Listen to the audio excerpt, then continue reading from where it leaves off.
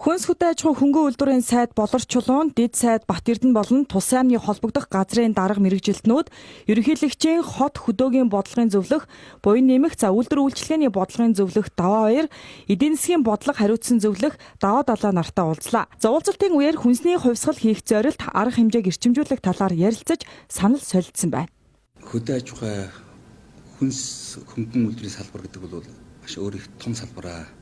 Яг дотоодын нийт бүтээгдэхүүний 20 гаруй хувийг бүрдүүлдэг мөртлөө Монгол улсын ажиллах боловсон хүчин хөдөлгөөний зах зээл дээр байгаа ажлагчдын 50 гаруй хувийг бүрдүүлдэг ийм том салбар. Өөрөөр хэлбэл одоо нийгмийн агуулгаараа өндөр ач холбогдолтой ажлын байр гэхээр болгодог ийм салбар. Мэдээж энэ салбарт бүтээмжийг болон сайжруулах ёстой. Тулгамж байгаа асуудал, хүлээгж байгаа гүйцэтгэл маш их байгаа.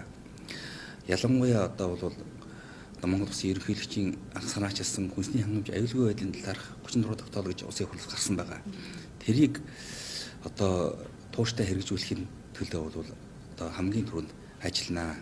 Монгол улсын ерөнхийлөгчийн санаачлагаар хүнсний хангамж аюулгүй байдал үндэсний хөдөлгөөний хүрээнд Монгол улс ойрын 5 жилийн хугацаанд 19 нэр төрлийн хүнсээр дотоодын хэрэгцээгээ бүрэн хангах зорилт дэвшүүлэн ажиллаж байгаа.